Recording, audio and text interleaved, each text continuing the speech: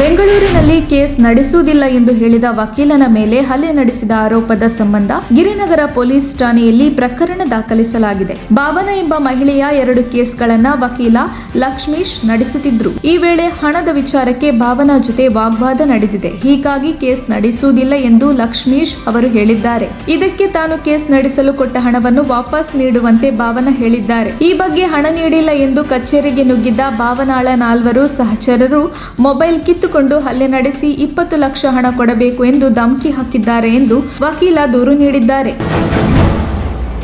ಮದುವೆಗೆ ಇನ್ನೇನು ಕೆಲವೇ ದಿನಗಳು ಬಾಕಿ ಇರುವಾಗ ಯುವತಿಯ ಮನೆಯವರು ಮದುವೆ ರದ್ದುಗೊಳಿಸಿದ್ದಕ್ಕೆ ಮನನೊಂದ 29 ವರ್ಷದ ಖಾಸಗಿ ಸಂಸ್ಥೆಯ ಉದ್ಯೋಗಿಯೊಬ್ಬರು ಮಾಗಡಿ ರಸ್ತೆಯ ಹೊಸಪಾಳ್ಯದ ನಿವಾಸದ ಬಳಿಯೇ ಆತ್ಮಹತ್ಯೆ ಮಾಡಿಕೊಂಡಿದ್ದಾರೆ.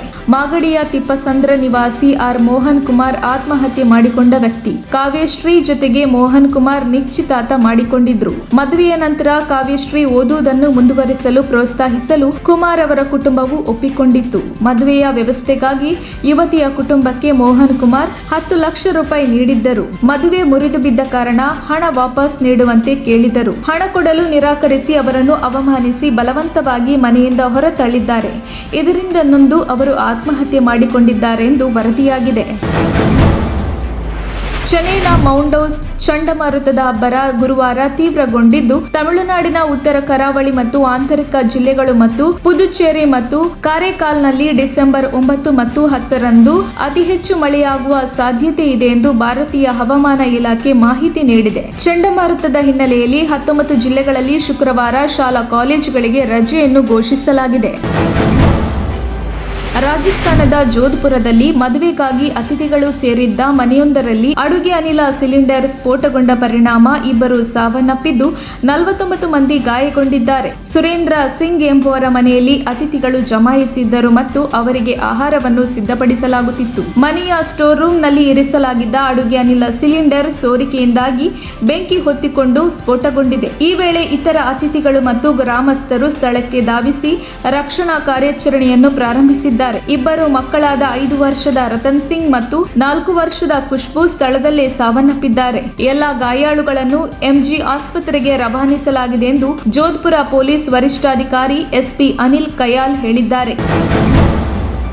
ಕೇರಳದ ಕಣ್ಣೂರಿನಲ್ಲಿ ವ್ಯಕ್ತಿಯೊಬ್ಬನಿಂದ ಹಲ್ಲೆಗೊಳಗಾದ 6 ವರ್ಷದ ಬಾಲಕ ಮತ್ತು ಆತನ ಕುಟುಂಬವನ್ನ ಚಿನ್ನದಂಗಡಿಯ ಮಾಲೀಕನೊಬ್ಬ ತನ್ನ ಐಷಾರಾಮಿ ಕಾರಿನಲ್ಲಿ ಜಾಲಿ ರೈಡ್ ಹಾಗೂ ಶಾಪಿಂಗಿಗೆ ಕರೆದುಕೊಂಡು ಹೋಗಿದ್ದಾರೆ. ಈ ಮೂಲಕ ಚಿನ್ನದಂಗಡಿ ಮಾಲೀಕ ಜನರ ಮೆಚ್ಚುಗೆಗೆ ಪಾತ್ರರಾಗಿದ್ದಾರೆ. ವಲಸೆ ಕಾರ್ಮಿಕ ಕುಟುಂಬದ ಬಾಲಕ ಕಣ್ಣೂರಿನಲ್ಲಿ ಕಾರೊಂದಕ್ಕೆ ಹೊರಗೆ ನಿಂತಿದ್ದಾಗ ಕಾರ್ನ ಮಾಲೀಕ ಕೋಪಗೊಂಡು ಬಾಲಕನಿಗೆ ಕಾಲಿನಿಂದ ಒದ್ದಿದ್ದ.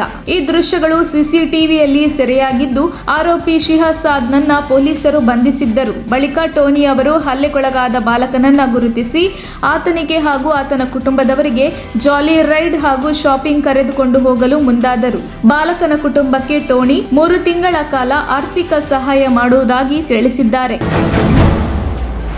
ಅಮಾಯಕ ಜನರನ್ನ ಬೆದರಿಸಿ ಹಣ ವಸೂಲಿ ಮಾಡುತ್ತಿದ್ದ ಆರೋಪಿಗೆ ಪೊಲೀಸರು ಜನರ ಮುಂದೆಯೇ ಕೈಗೆ ಕೋಳ ತೊಡಿಸಿ ಮೆರವಣಿಗೆ ಮಾಡಿ ಆತನಿಗೆ ಶಿಕ್ಷೆ ನೀಡಿರುವ ಘಟನೆ ಬೆಂಗಳೂರಿನಲ್ಲಿ ನಡೆದಿದೆ. 15ಕ್ಕೂ ಹೆಚ್ಚು ಪ್ರಕರಣಗಳಲ್ಲಿ ಭಾಗಿಯಾಗಿರುವ ಸುಹೇಲ್ನನ್ನ ಡಿಜಿಹಳ್ಳಿ ಪೊಲೀಸರು ಬಂಧಿಸಿ ಆತನ ಕೈಗೆ ಬೇಡಿ ಹಾಕಿ ಇಡೀ ಏರಿಯಾದಲ್ಲಿ ಮೆರವಣಿಗೆ ಮಾಡಿದ್ದಾರೆ.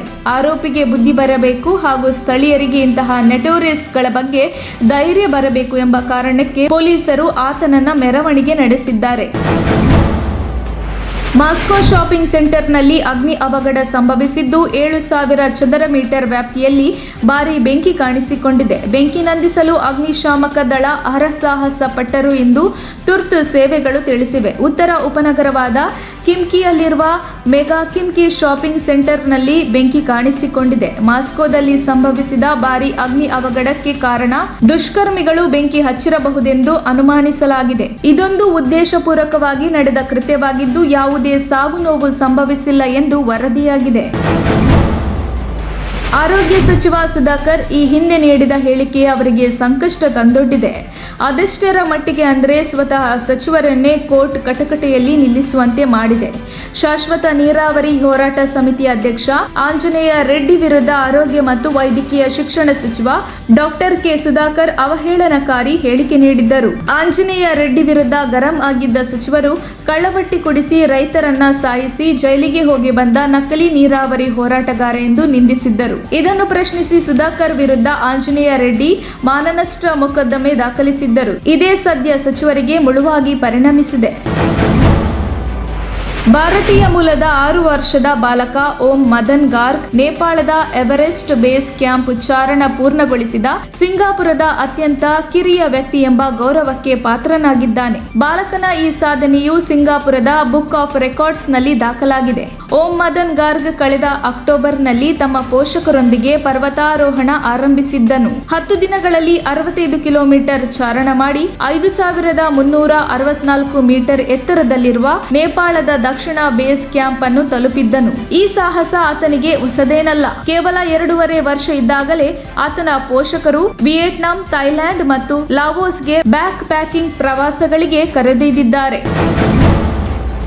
ತಪ್ಪು ಕಲ್ಪನೆಗಳಿಂದಾಗಿ ಕೆಲವೊಮ್ಮೆ ಅನಿರೀಕ್ಷಿತ ಘಟನೆಗಳು ನಡೆದು ಹೋಗುತ್ತವೆ. ಅದೇ ರೀತಿ ಹುಳಿಮಾವಿನಲ್ಲಿ ಬಾಬು ಎಂಬಾತ ಒಂದು ಜೋಡಿ ಕಾಕ್ಟೇಲ್ ಗಿಳಿಗಳನ್ನು ಸಾಕಿದ್ದರು. ಇವು ಮನುಷ್ಯರಂತೆ ಸೆಳ್ಳೆ ಹೊಡೆಯುತ್ತಿದ್ದವು. ಮುದ್ದಾಗಿ ಸಾಕಿದ್ದ ಹಕ್ಕಿಗಳು ಮನೆಯಲ್ಲಿ ಹಾರಾಟ ನಡೆಸುತ್ತಾ ಶಿಳ್ಳೆ ಹೊಡೆಯುವುದನ್ನ ನೋಡಿ ಬಾಬು ಖುಷಿ ಪಡುತ್ತಿದ್ದರು. ಆದರೆ ನೆರೆಮನೆಯ ಶಬರೀಶ ಇದನ್ನು ತಪ್ಪು ತಿಳಿದುಕೊಂಡು ಮನೆಯ ಎದುರಿದ್ದುಕೊಂಡು ನನ್ನ ಹೆಂಡತಿಗೆ ಕಾಳು ಹಾಕುತ್ತಿದ್ದಾನೆ ಎಂಬ ಅನುಮಾನ ಪಟ್ಟಿದ್ದಾನೆ. ಈ ಅನುಮಾನ ವಿಕೋಪಕ್ಕೆ ಹೋಗಿ ಏಕಾಏಕಿ ಬಾಬು ಮೇಲೆ ಅಟ್ಯಾಕ್ ಮಾಡಿದ್ದಾನೆ. ಇದರಿಂದ ಆಘಾತಕ್ಕೆ ಒಳಗಾದ ಬಾಬು ಹುಳಿಮಾವು ಪೊಲೀಸರಿಗೆ ದೂರು ನೀಡಿದ್ದಾರೆ.